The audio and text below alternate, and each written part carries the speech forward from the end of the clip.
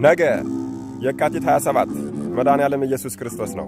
በነገራችን ላይ በዚህ በአብይ ጾም ያሉት ሁሉም 55 ቀናት በሙሉ መድኃኔዓለም ኢየሱስ ክርስቶስ ናቸው። አዎ እነዚህ ሁሉንም የአብይ ጾም ቀናት እንደ ስቅለት ወይም ደግሞ እንደ መድኃኔዓለም ቀን ልናከብራቸውና ልናያቸው ይገባል። በዚህ በአብይ ጾም በጣም ልናስባቸው ከሚገቡ ነገሮች ውስጥ ዋናውና አንደኛው የጌታችንን የውሃ መጠማት ነገር ነው። ጌታችን በመስቀል ላይ ሆኖ ተጠማሁ ሲል መስማት ምንኛ ያስጨንቃል። በአገራችን የአባይን ልጅ ውሃ ጠማው የሚል አባባል አለ። በዕለተ ዓርብ ግን የአባይን ፈጣሪ የውሃን ፈጣሪ ነበረ ውሃ የጠማው። ውሃን ፈጥሮ ለሶስት የከፈለ፣ ውሃዎችን በእፍኙ የሰፈረ፣ የባህርን ውሃዎች ጠርቶ በምድር ላይ የሚያፈሳቸው፣ የባህርን ጥልቀትና ዳርቻ የወሰነ፣ የኤርትራን ባህር እንደ ግድግዳ ያቆመ አምላክ ውሃ ተጠማሁ አለ። ዝናምን ከሰማይ አውርዶ ምድርን የሚያረካት አምላክ በውሃ ጥም ተቃጥሎ ተጠማሁ ብሎ ጮኸ። እግዚአብሔርን የእግዚአብሔር ውሃ ጠምቶት አሰምቶ ጮኸ። ማንም የተጠማ ቢኖር ወደ እኔ መጥቶ ይጠጣ ብሎ የተናገረው አምላክ አሁን ግን ተጠማሁ ብሎ ጮኸ።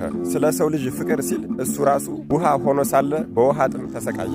ለመሆኑ ውሃ የሆነ አምላካችን ኢየሱስ ክርስቶስን ውሃ ያስጠማው ጉዳይ ምን እንደሆነ ግን ያውቃሉ? ከሐሙስ ማታ ማለትም ደግሞ ይሁዳ ስሞ አሳልፎ ከሰጠው ከ3 ሰዓት ጀምሮ ሲንገላታና ሲደበደብ አድሮ ያ ሁሉ ግርፋት ከዘነበበበት በኋላ እጅግ ከባድ መስቀል ተሸክሞ ወደ ቀራንዮ ወጥቷል። ከደሙ መፍሰስና ከድካሙም የተነሳ እጅጉን የሚያቃጥል ትኩሳትና የውሃ ጥም ያሰቃየው ነበር። ለዚህ ከፍተኛ የውሃ ጥም የዳረገው ከሊቶስጥራ አደባባይ እስከ ቀራንዮ ድረስ የነበረው ዋናው ስቃይ ድርሳነ ማህያዊ የተባለው የቤተ ክርስቲያናችን መጽሐፍ እንደዚህ አስቀምጦታል። 27 ጊዜ እጃቸውን ጠቅልለው በጥፊ መቱት።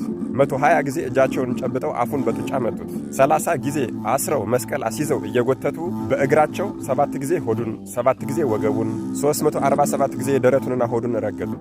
65 ጊዜ ክንዱን፣ 62 ጊዜ እግሩን፣ 37 ጊዜ ጭኑን መቱት። 80 ጊዜ በገመድ አስረው ጎተቱት። የራሱንም ጸጉር እየጎተቱ አንገላቱት። 305 ጊዜ ጺሙን እየጎተቱ ነጩት። 28 ጊዜ የራሱን ጸጉር ነጩት። 305 ጊዜ እየጣሉ መቱት። 305 ጊዜ ከግንድ ጋር አጋጩት። 1 ጊዜ ከግንድ ጋር አስረው ገረፉት። 6666 የጸና ግርፋት ገረፉት። ጌታ ሆይ የጸናው ግርፋት ይሄ ከሆነ ያልጸናው ምን ያህል ይሆን ልንል ይገባል። ታላላቅ የቆሰሉት የራሱ ቁስሎች ብቻ 767 ናቸው። ጌታ ሆይ የራስ ቁስል ብቻ ይሄ ከሆነ የመላው አካል ቁስል ምን ያህል ይሆን ልንል ይገባል። በአክሊለ ሦኩ ምክንያት ወደ ታች የዘለቀው የራሱ ቁስል 72 ነበር። 1000 ጊዜ በየጎዳናው መስቀል ይዞ ወደቀ። አይሁዳውያን እስኪሰቅሉት ድረስ 500 ጊዜ ወረወሩት። 300 ጊዜ እርኩስ ምራቃቸውን ተፉበት። አይሁዳውያን ጠልተውታልና፣ የሮማውያን ነገር ግን እጅጉን ይደንቃል። ሰደቡት፣ አዋረዱት፣ አፌዙበት፣ ዘበቱበት፣ ልብስን ቀደዱበት። ይህንን ሁሉ ስናስብ እጅጉን ልንደነቅ፣ ልናለቅስ፣ ልናዝን፣ አቤቱ ይቅር በለን ልንል ይገባል። አዎ ለዚህም አይደል እንዴ የጌታችን የሕማማቱ ነገር የሰው ልጅ ዳግም በቀራንዮ የተፈጠረበት ክስተትና ታሪክ ነው የተባለው?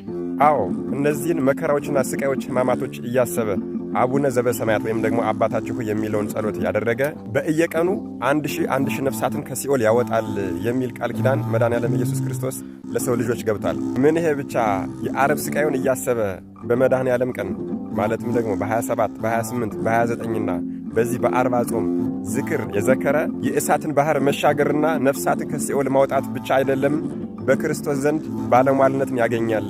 ከጻድቃን አቡነ ገብረ መንፈስ ቅዱስና አቡነ ተክለ ሃይማኖት፣ ከሰማዕታት መጥምቀ መለኮት ቅዱስ ዮሐንስና ቅዱስ ጊዮርጊስ፣ ከመላእክት ቅዱስ ሚካኤልና ቅዱስ ገብርኤል ወዳጆቹ ይሆናሉ ተብሎ በድርሳነ ማህያዊ፣ በድርሳነ መድኃኔዓለም ወገድለ አቡነ በባጽዮን እንዲሁም ደግሞ በገድለ አቡነ እስትንፋሰ ክርስቶስ መጻሕፍት ላይ ተጠቅሶ ይገኛል። መድኃኔዓለም ኢየሱስ ክርስቶስ ከበዓሉ ረድኤት በረከት ያሳትፈን። አሜን። ይቆየን።